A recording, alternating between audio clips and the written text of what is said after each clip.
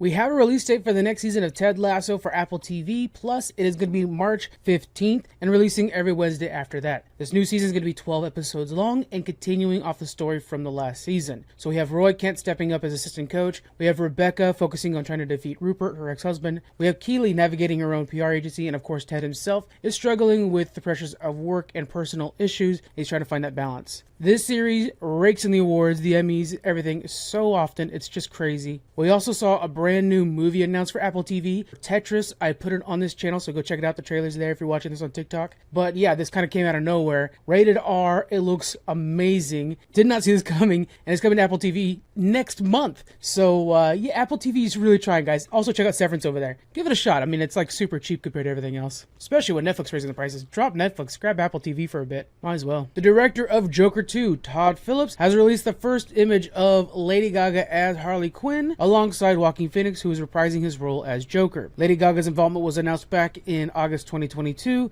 and it was hinted that she's been filming since January. For those unfamiliar, Harley Quinn was first introduced as Joker's girlfriend and henchwoman in the Batman animated series. Such a perfect show. Over the years, the character has evolved and developed a more complex backstory, including her origin as a psychiatrist, is what we're going to be getting here, who falls in love with Joker while treating him at Arkham Asylum. This is literally going to be a crazy love story. We're going to see Harley Quinn fall in love with Joker, and it's going to be a very unhealthy relationship. That's going to be really good. And of course, Joaquin Phoenix, he actually just finished filming a movie called Napoleon with Ridley Scott. We talked to one of the actors on set. That interview is coming up tomorrow on our Geek Freaks podcast. But this, I'm just so freaking hyped for this. And all of this is still going to be in the DCU. It's Elseworld story. So who knows? Maybe we'll get a Joker 3. I can't wait. Good morning, everyone, and happy Ant-Man Day. The new movie is out today. Couple things. First off, The Marvels has been delayed. It was coming out July 2023. Now we see it's November 2023. It is competing with a ton of movies in November. That's really a bad choice in my opinion,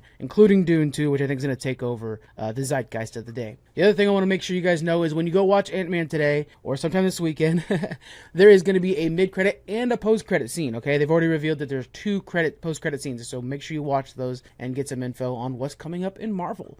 We did a whole deep dive on the first Ant-Man over on our podcast, Challenge Accepted, and we also did a deep dive on Hank Pym explaining the character from the comic books on our podcast, From the Pages. So check those out. We got a bunch of stuff going on here, guys. I hope you enjoy it. Take it easy. Have a good one. Hey all, Akiva Goldman is returning to the WB with his production company, Weed Road. They're focusing on two stories right off the gate. First off, the sequel to I Am Legend. This is going to have Will Smith return, but it's adding Michael B. Jordan. Now, the key with this is they're using the alternate ending from the movie, and it's actually more of the book accurate version. The book for I Am Legend is a very different story. Matter of fact, like purpose of the story is different in the book than it is for the movie. I suggest you read that if you get a chance. Next thing is going to be a Constantine sequel. It's with Keanu Reeves and bringing on director Francis Lawrence. These are very WB stories. Matter of fact, in the statement that Akiva gives, he mentions these are Warner stories. Much like we were talking about with Disney, with people preparing for this recession, they're starting to make what they know will work. That's where we're getting stuff like I Am Legend. Things that we know will work. We'll put butts in seats. We're all going to win from this one, that's for sure. Hey all, Millennium Media is reviving the Hellboy franchise and is currently in the process of developing a new live-action film. The project is reportedly far into development, as it has been already written and has a director, Brian Taylor, who worked on Ghost Rider, Spirit of Vengeance. The current working title for the reboot is Hellboy the Crooked Man, although it's unclear if this will be using the Crooked Man storyline out of the comic books. And this